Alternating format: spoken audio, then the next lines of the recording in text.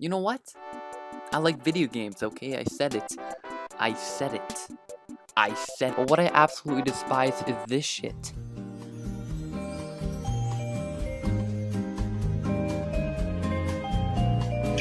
Most RPGs fall flat for me simply from the story. There's almost always some corny ass Chad protagonist trying to find the most boring things interesting, and then the game developers genetically engineer some of the most boring characters, made only worse with dull writing, and just some of the most vanilla voice acting. Oh, forgotten gods of ancient times! Turn-based combat isn't always going to be the most enjoyable, okay, I understand, but random encounters force you to do tasks that you don't want to do. If video games are supposed to be about having diversity and taking your own path, then the game forcing you to fight the same goblin 11 times is a huge downgrade. That's why I'm selling all my RPGs to GameStop. And for those reasons, I'm out. What I'm trying to get out of this is finding a good JRPG for myself is hard to come by.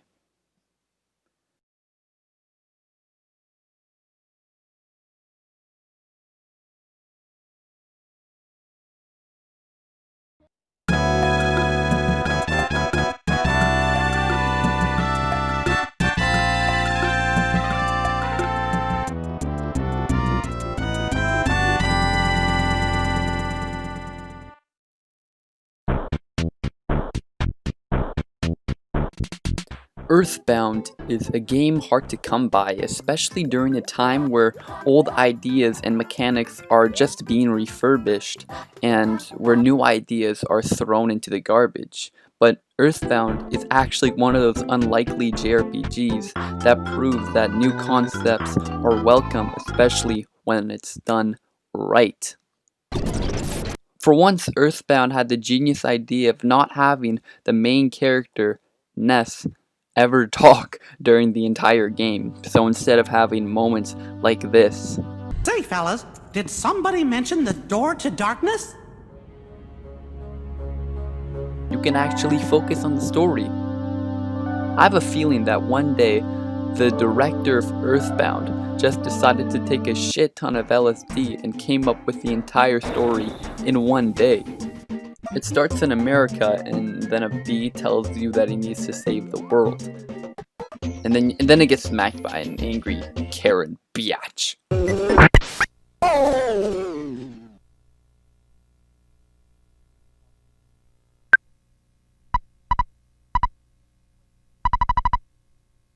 Fuck you, kid. You're adopted. And then there's the real trippy shit, okay? Because we're only getting started. The green aliens in the Book of Shyness, because if they don't, they need to loot the shyness, and then you take a sailboat on an island. But what about the Kraken? And then you fight the bears. And then you battle the wasteland. Oh, there's a guy named Pooh in this game, so trust me, the story is good. Okay. As odd as the game is, that's where it stands out. Like, how about the time you enter a bar and after flipping a switch, the town around you becomes almost this night city? It kind of looks like a neon glow-in-the-dark bowling alley. It's so ominous and unique.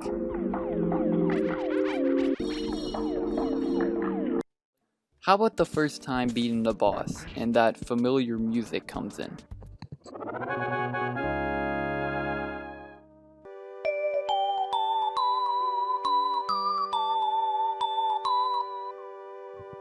That's what I'm talking about, okay? So many moments of this game are so memorable, just from the game having the balls to stand out. But there are problems.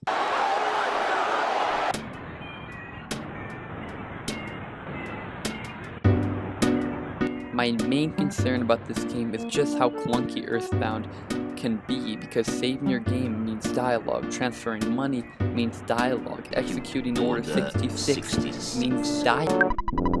Yes, my lord. It doesn't really matter because thankfully those moments don't take center stage. Without a doubt of my mind. The ending of the game are the best parts because the game becomes a lot more real with you. It becomes a lot more mature. It doesn't need those cute Nintendo moments to...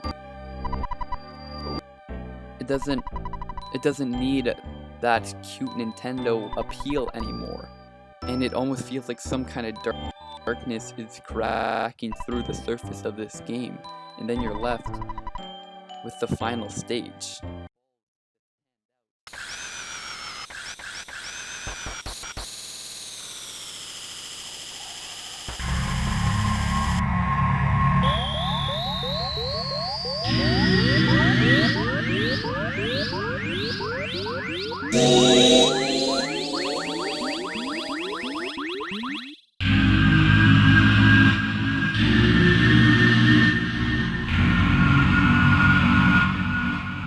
The final stage is so cloudy and the music's so trippy, considering that an hour ago I was in America ordering a Papa John's pizza. It's definitely a change of pace. As odd as this game is, the final stage just seems so uneasy, and you soon realize why.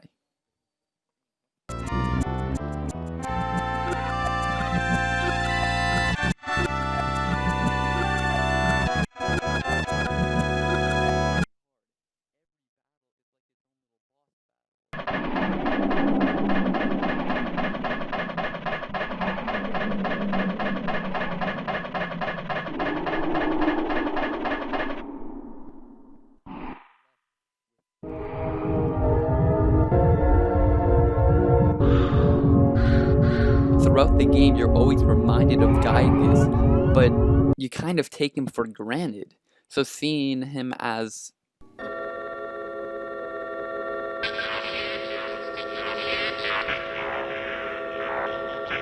is so well done. I won't go into too much detail, but wait. This game is rated kids to adults. Who rated this? Oh my god. It was Pooh, wasn't it? It was a fucking Pooh. That's his goddamn name. Who named Pooh? Who is the mother?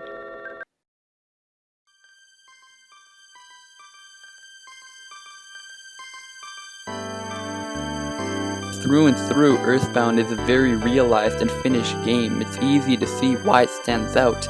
Every moment could be a concept of its own, but it's wrapped in a neat little package. And of course, you kick Gaius' ass and you receive a satisfying ending as it goes down on a thunderous note. I came into Earthbound knowing it was weird, and it still ended up weirding me out. You gotta play this 40-hour beast of a game, because if you don't, you'll never know the feeling of having a sidekick called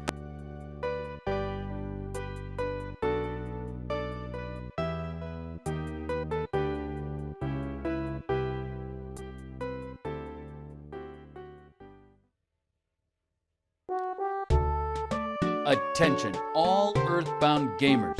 Ness is in trouble. He needs your help to defeat Gigagas, and in order to do this, he's going to need his trusty bat and a couple of burgers. To help him, all he needs is your credit card.